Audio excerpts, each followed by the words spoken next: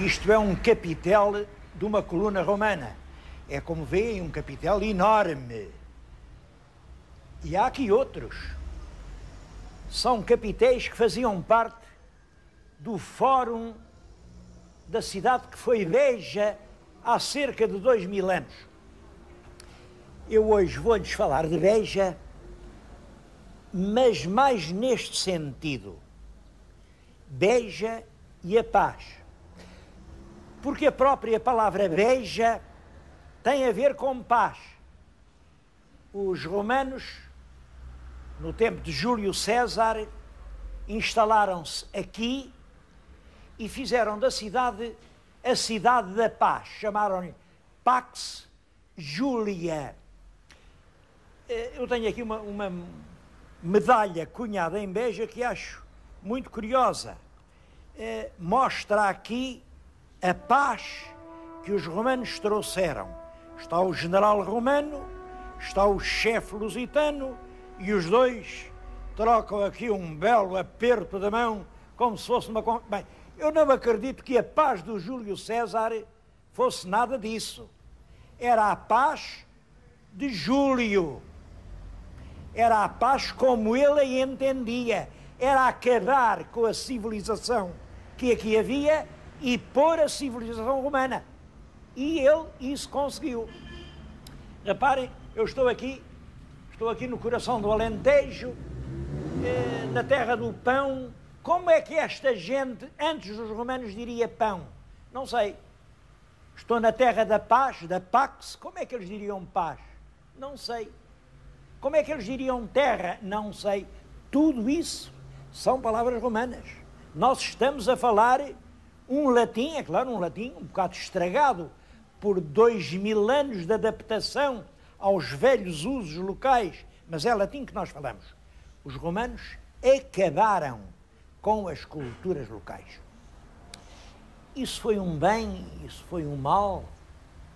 Eu acho que é um bom tema para pensar, porque realmente a riqueza da Europa estava nas diferenças. Estava e está. O que faz a nossa riqueza cultural, faz que a Europa seja uma terra diferente de qualquer outro continente, está nesta diferença de línguas, de gostos, de critérios, de pensamentos, de filosofias. É um norte gótico, é um sul românico, é um barroco quando o norte e o sul se encontram. Isso é que é a Europa. E foi isso que na Europa Latina os romanos destruíram grandemente. Em todo caso, isso é filosofia. Eu agora queria dizer isto. Da tal Pax Julia veio a palavra Beja, portanto, pode-se dizer, a cidade da paz. E realmente, parece que Beja estava predestinada a ser um alfobre de paz. A cidade romana foi destruída, hoje são estes cacos que veem. Durante a Reconquista, a cidade ficou praticamente deserta, ela foi tomada e perdida e retomada e tomada outra vez, e de cada vez que passava das mãos dos cristãos para os mouros, ou dos mouros para os cristãos, era tudo passado a fio de espada. A cidade renasce para a sua fase nova com aquela torre que hoje é o seu emblema.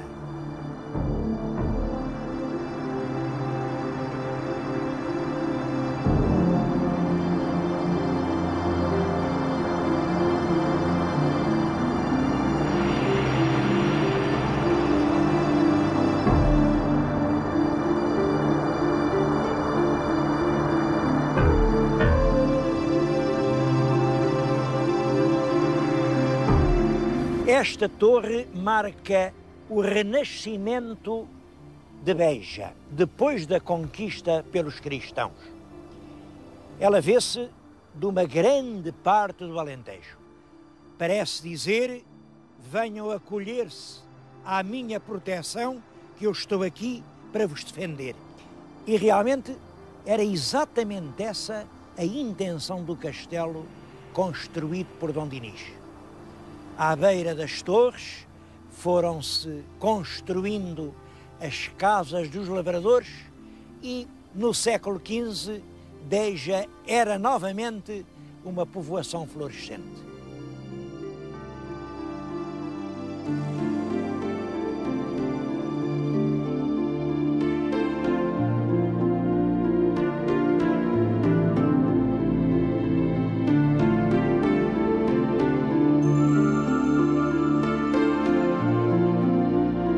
Uma grande figura da história de Beja é a duquesa Dona Beatriz.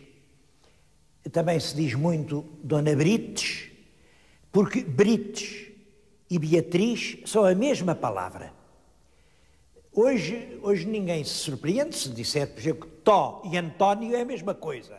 Bom, isto se passa com Brites e Beatriz, com Rui e Rodrigo. A infanta Dona Beatriz era neta do rei Dom João I, casou com um primo, com o infante Dom Fernando, e o rei Dom Afonso V deu-lhes o ducado de Beja. Hoje já não existe o paço onde eles viveram, que era um paço notável, aqui muito perto, mas existe o convento que a duquesa fez construir em frente ao paço. É nesse convento que estamos agora.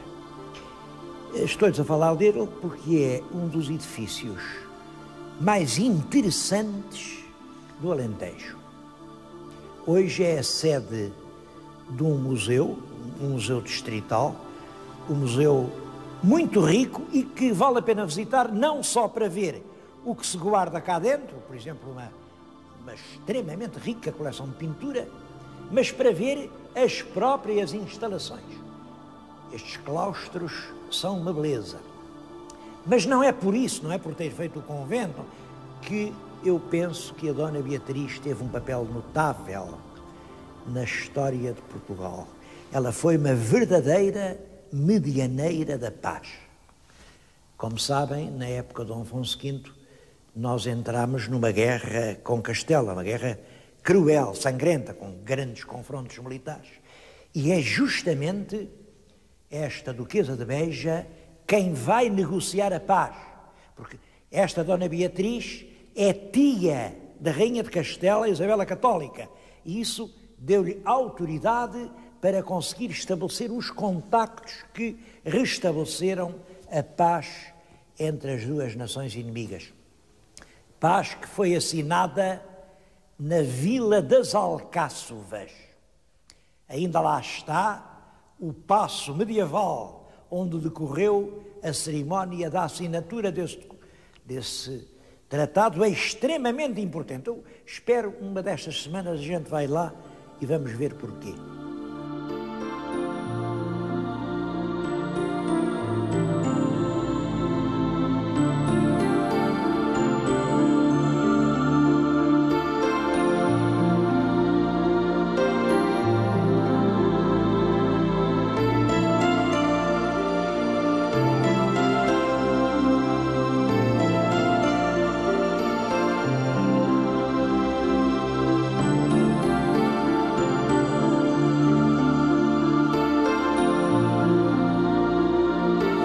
Com a paz das Alcáçovas relacionam-se as terçarias de Moura, que quer dizer terçaria. Quando há um litígio sobre uma coisa, pertence a mim, pertence a ti, nomeia-se um terceiro para ficar de posse da coisa até que se diga a quem ela pertence. Portanto, o terceiro, que é uma pessoa que ambas as partes respeitam, garante que ninguém se aproprie do objeto do litígio. Ora bem, nesta guerra que opunha sangrentamente os reinos de Portugal e Castela, negociou-se a paz, combinou-se que se casava o herdeiro do trono português com a herdeira do trono castelhano e também a pretendente ao trono de Castela com um príncipe espanhol, e enquanto esperavam pela idade de casar, punham-se em poder da infanta Dona Beatriz, em poder de terceiro, daí a terçaria. E a infanta escolheu um espaço neutro, um espaço entre o reino de Portugal e o reino de Castela, para onde veio viver com os infantes que estavam à espera da idade de casar. É essa situação que se chama as terçarias de Moura, porque o espaço que a infanta escolheu foi a Vila de Moura. Eu vim justamente a Moura falar-lhes nisso, e é muito possível que eu esteja no próprio lugar onde a infanta residiu. Isto é um velho paço que já foi dos cavaleiros hospitalários, que tem ainda vestígios medievais, e é este largo, aqui à volta disto, isto foi a capital da paz. Bom, eu não quero dizer mal de ninguém, mas já estou a falar na capital da paz, vejam como aqui em Moura, neste largo, resolveram comemorar isso, puseram lá 2 canhões.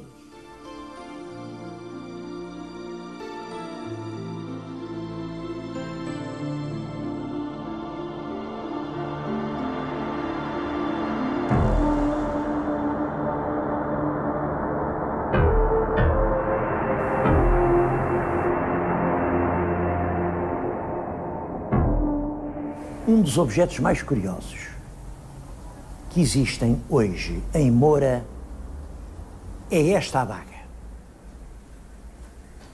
É uma arma aguçadíssima, com um gume cortante. Eu não receio ferir-me. Tem de um lado cravadas as letras que dizem Portugal, e da outra, rei ainda com Y, e dizem que é a adaga de Dom João II. Eu não sei se é, se não é, pode ser, é uma arma da época, e de qualquer maneira está ligada à história de Moura, porque foi el rei Dom João II quem pôs termo às terçarias de Moura. Acabou com esse tratado e encontrou outra solução para o problema. Mas a razão porque esta adaga me fascina é esta. Sem dúvida que Dom João II usou ou mandou usar muitas vezes este tipo de arma. E apesar disso, era um rei amado pelo povo. Nenhum outro monarca encontrou na alma popular uma aceitação tão calorosa como o príncipe perfeito. E como é que isso se explica assim, com esta adaga e outras que tais? Eu penso que a explicação é esta: justiça. El rei Dom João II defendeu sempre a justiça e foi ele quem fortemente amparou a causa das classes populares. Ele próprio dizia que as nações são como o mar, dão muito peixe, dão o salmonete e dão a sardinha. E ele dizia, gostava mais da sardinha, mais numerosa e faz-se pagar por muito menos que o fidalgo salmonete.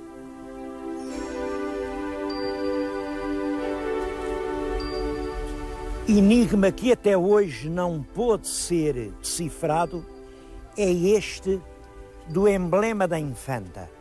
Estão a vê-lo na vossa frente, está lá em cima, é um Y metido entre 4 barras. As barras, se virem com atenção, são serrilhadas. Bom, o que quer aquilo dizer? O que se tem dito é que aquilo é uma espécie de lavor feminino, um bastidor, e a princesa bordou o Y de infanta. Bom, eu não acredito em nada disso, porque é claro que não é um bastidor. Se fosse o bastidor, tinha fundo, não é um bastidor. E o I de infanta também não é. Infantas havia tantas que o I não queria dizer nada. quando a gente pensa que o tio dela, o rei Dom Duarte, também pôs o I numa moldura, está em Leiria, o I de João, de João, e pensa que esta mulher é neta desse João e filha do filho de João, compreende o sentido do Y. Significa eu, infanta Beatriz, filha do infante Dom João e neta del rei Dom João. Dom João I, de boa memória, teve esse condão de fascinar os descendentes. Até o Carlos o Temerário, Duque da Borgonha, dizia eu venho do sangue del rei Dom João. Aquele é o I de João. Agora, as barras laterais, o que são? Bom, que diabo, eu acho que não tenho que saber tudo. Eu não sei. Não sei. São serras de serrar, e quer dizer que ela está cercada por serras. São varas de lagar a fazer peso. É toda a carga da vida. Não sei o que é. Mas isto é para vocês pensarem.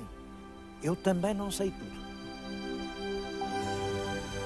Todos os filhos dessa infanta, Dona Beatriz, tiveram um destino singular. O mais velho, Dom Diogo, Duque de Viseu, foi apunhalado pelo rei Dom João II. A outra, Dona Isabel, casou com o Duque de Bragança, o Duque Dom Fernando, que também foi mandado executar por Dom João II. Esta que estão a ver, Dona Leonor, é a própria mulher que casou com Dom João II, é a Rainha das Misericórdias. É uma estátua da autoria de Álvaro de Bré.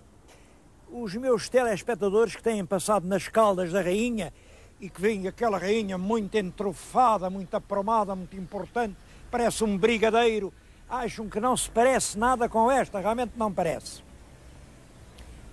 Bom, qual das duas será mais verdadeira? Qual das duas será mais parecida com a rainha mártir, a rainha que perdeu tudo e a rainha que conseguiu transformar as suas próprias dores em pão para dar aos pobres? Mas Dona Beatriz teve um outro filho, Dom Manuel. Esse sucedeu no trono. Foi, como a mãe, um defensor da paz.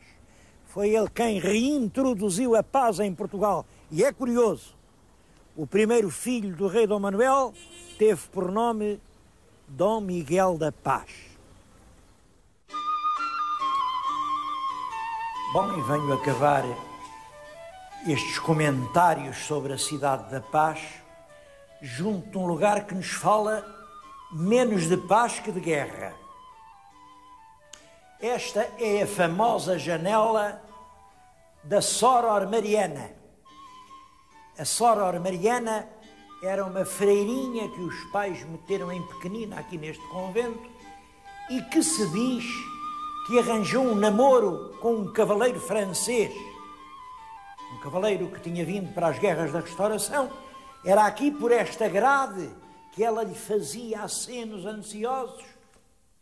Ele à noite, não se sabe como, mas lá se introduzia no convento e só saía ao clarear da manhã, deixando na feirinha saudades e ansiedades que ela desafogava por escrito. Umas cartas que depois mandou para a França, um editor apanhou-as, mandou-as traduzir e publicou-as no ano de 1669 com o título Lettre Portuguese, Cartas Portuguesas. Isto tem sido muito discutido. Há eruditos que acreditam nessa história, há outros que não. Eu sou dos que não. Eu penso que para escrever assim é precisa uma longa tarimba literária. Na cultura, ao longo processo que permita madurar, não se faz um escritor de um instante para o outro. E, sobretudo, a gente lê aquilo e vê que não é prosa de mulher. Eu não sou machista, mas não há dúvida. Os homens escrevem de uma maneira e as mulheres de outra. Não há dúvida. aquilo não é feminino. Isto é o que eu acho. Agora, o interessante é pensar nisto. Essa edição, que representava, enfim, o inocente erotismo do tempo, teve um espantoso êxito. Houve logo a seguir edições e mais edições, foi-se acrescentando pormenores, cartas. Porquê esse êxito? Bom, é que em 1669, quem lesse aquele título, Letra Portuguesa, pensava logo, olha, lá está o escândalo de Lisboa, Notícias de Lisboa, vamos ver como foi. Como foi isto. É que a rainha de Portugal, que era uma francesa muito bonita, prima del rei Luís XIV, o rei Sol, tinha dado em Lisboa um escândalo dos diabos. Tinha vindo para a rua a gritar, que o rei que não era capaz, que não tinha feito, que não sei o quê, que não sei o quê. O rei não, mas o irmão do rei sim, em suma, meteram o pobre do rei, que era um desgraçado, Afonso VI, bateram numa espécie de cadeia e ela casou com o cunhado. Bom, imaginem o escândalo que isto deu. Isto passou-se com uma prima do rei Sol. Mas quem é que em França, nessa época, podia publicar qualquer coisa que de longe ou perto colidisse com o prestígio fascinante de Luís XIV? Creio que isso explica a espantosa procura que tiveram as tais cartas idas de Portugal. Bom, mas não foi por isso que eu vim aqui. Foi porque falar de paz implica falar de guerra. Há certos sofismas que se dizem e que ficam a fazer parte da memória de todos, da cultura coletiva, e em que depois as pessoas nem refletem, e são perigosos. Costuma-se dizer em latim, si vis pacem para bellum. Isto está em quase todos os quartéis. Si vis pacem para bellum. Se queres paz, prepara-te para a guerra. Isto anda a ser dito há mais de 1000 anos. E por isso, para preparar a paz, fazem-se grandes bases, fabrica-se armamento nuclear, sacrifica-se da receita dos povos uma grande parte em armamento e munições que depois serve para deitar fora, porque si vis pacem para bellum. É tempo, estes erros que metem na cabeça das pessoas, mas que acabam por conduzir as suas ações, vêm de longe. Houve um grande filósofo, o Bacon, que escreveu sobre isso, sobre os ídolos. Ídolos são falsas divindades a quem se presta culto como se fossem verdadeiras. Estas falsas verdades que se repetem como se fossem evidências estão na origem de muitos dos erros do comportamento humano. Penso que é a altura de emendar e de dizer: si vis pacem para pacem. Se queres a paz, prepara a paz. E preparar a paz não é fabricar armamento nem instalar bases. É amadurecer as consciências, preparar as pessoas para a reflexão crítica. Isto é um bom tema para a vossa reflexão crítica, ver se as tais cartas da Sra. Mariana serão uma verdade ou se apenas uma fraude.